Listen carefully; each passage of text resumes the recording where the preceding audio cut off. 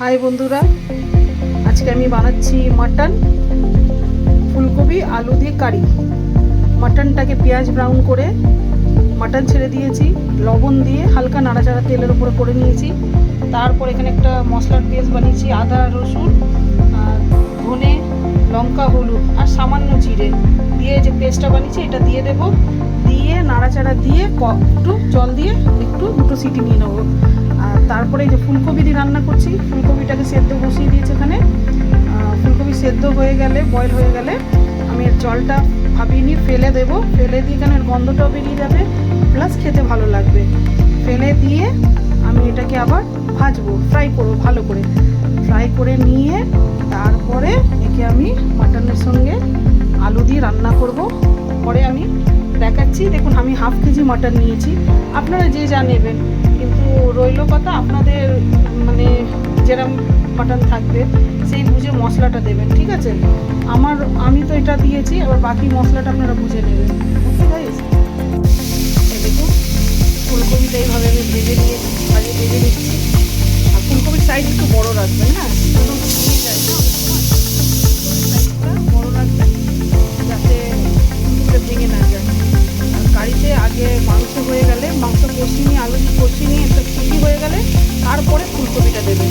ফুলকপি একটা সিটি হলে আবার ঢেলে দেবে, ঠিক আছে? এইভাবে রান্না করবো। দেখুন একটা সিটি হয়েছে, এবার আরেকটা সিটি হলে আমি তুলে দেবো। মাটন তো বেশি সিটি দেবো না, দুটোই সিটি দেবো। দেখুন বন্ধুরা, এটা আমার কারির ফাইনাল লুক। আপনারা ভাবছেন মাটন থেকে কে ফুলকপি খায় ভাই, কিন্তু একবার করে দেখবেন, ঠিক আছে? খুবই দেখুন রিচ খাওয়া আছে মাটন আমাদের, সবসময় কষা খাওয়াটা। আর ভেজিটেবল থেকে খাবেন, ভালো লাগবে। আমি মানে অনেক রকম দিই, বাঁধাকপি দিয়ে রান্না করি, কচু দিয়ে রান্না করি, কষাও করি, আলু দিয়ে ঝোল করি, অনেক রকম জ্বালা বানাই। আমি পরে যা করবো আপনাদেরকে দেবো। এই যে আমার ফাইনাল লুক দেখুন। হয়ে যাওয়ার পর একটু ধনে পাতা আর জিরে ফাঁকি, সামান্য একটু জিরে ফাঁকি দিয়ে এই যে নামিয়ে দিয়েছি। ঝোলটা খুবই ভালো হয়, হ্যাঁ। খুব গাঢ়, খুব বেশি মশলা না, হালকা একটু মশলা দেবেন, যেন খুব মশলা হলে খেতে মশলা ভালো লাগে না। কখনো একটু হালকা খেতে ইচ্ছে করে। এরকম করে দেখবেন ফুলকপিটাকে ভেজে নিয়ে, ঠিক আছে? আর এখানে আমি চিংড়ি মাছ দিয়ে পালং শাক গুলো আর এই যে বড়ি দেবো।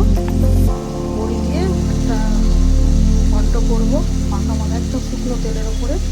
এটা ফাইনাল হয়ে গেলে আপনাকে দেখাবো। তো চিংড়ি মাছ পেঁয়াজ ব্রাউন করে চিংড়ি মাছ ছেড়ে, চিংড়ি মাছ লবণ দিয়ে ভেজে নিয়ে তারপরে আদা রসুন ধনে জিরে লঙ্কা হলুদ দিয়ে এই যে কষানো হলে শাকগুলো দিয়ে দেবো। বড়ি ভেজে নিয়ে এই যে জলে ভিজিয়ে রেখেছি, কেন নরম হয়ে যাবে। এবার শাকটা দিয়ে কষিয়ে নিয়ে, জল দেবো না, ঢেকে কষিয়ে গলিয়ে নিয়ে তেলের উপরে রান্না করবো বড়িটা দিয়ে।